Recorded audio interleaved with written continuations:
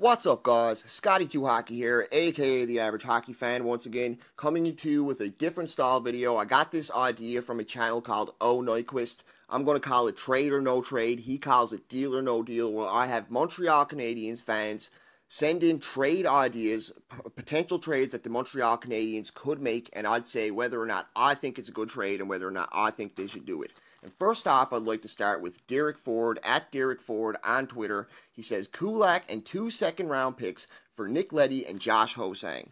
To this one, I'm going to have to say yes. Leddy brings everything Montreal needs on defense. He isn't cheap at $5.5 mil per, but he still has a few years on his deal, and he's worth what he gets paid. As for Ho-Sang personally, he's yet to break into the NHL and only has 57 total games over the last 3 seasons that he has played. He's been around the league for a while, but he's only played 3 seasons total. And in those 57 games, he only has 24 points, and he only had 2 points in 10 games last year. But there is potential there if you watch him play. He's a restricted free agent who I believe will go unsigned if Montreal were to pick him up, or they could sign him for cheap and try and trade him. So basically, it would be Kulak, 2 second-round picks, and you're getting Nick Leddy and Josh Ho-Sang, whatever you want to do with that contract. I think it's a deal that could work out for the Montreal Canadiens, and Nick Leddy's excellent on the power play. He's a veteran defenseman. He's pretty solid defensively, and like I say, he's everything Montreal needs, and they can definitely afford to give away 2 second-rounders. Montreal has loaded up on picks through trades and deals.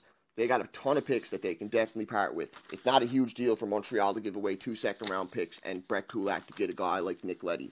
Next, we have KK in Mete, at Mete Mint on Twitter. He says, Kyle Turris, a 2020 second-round pick for Kyle Alzner, a 5th-round 2020 pick, a 4th-round 2021 pick, and of course, he says Kyle Turris has 5 more years on his contract at 6 mil per, and Alzner has 3 more years on his contract at 4.625. Although I don't think Nashville would do it, to this one, I'm going to have to say a giant yes.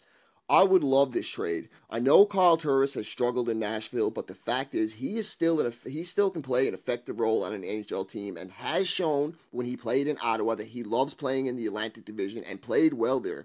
Will Turris ever be a top 6 option in Montreal? Probably not because of the center depth they have, but he's an excellent third-line center option or depth player. And as for Alzner, his career is over in the NHL, in my opinion. As Habs fans, we've really seen him struggle. The skating is the big issue. The guy's just not fast enough to play in this day's younger league, and he's a little bit older. And we've had enough of him, pretty much. I'd like to see Karl Alzner go myself if he doesn't get bought out. And last but not least, we have JF at BleedBBR on Twitter. He says, Drouin Paling, a 2nd-rounder to Winnipeg for Laine and a 3rd-rounder. To this one, I'm going to have to say no. Seeing Laine last year really struggle drove me crazy, and the fact that Montreal has a prospect like Paling and a guy who still has a ton of potential like Jonathan Drouin makes me think it's just too much to pay. And we really need our center depth. To lose Paling, we could be trading away a future 30-goal top 2 center who is potentially going to be dominant in this league. He could be a Jonathan Toews type player, in my opinion. And in Drouin, there's still a ton of untapped potential if he works on his work ethic and gets his cardio a bit better. His conditioning's been an issue with him for sure. It's just too much to pay for a winger like Laine that had 30 goals last year, but without a doubt, Laine, when he's on his game, has 50-goal potential. But it's just too much of a risk. Even if he does score 50, you're giving away a potential 60-point player in Drouin who could score 20 goals and a potential 30-goal guy down the road and future number 1 or number 2 center in Ryan Paling. So it's just too much, and I had to say no to that trade. So anyway, guys, let me know what you think. Don't forget to like, subscribe, comment, and of course, have a great day.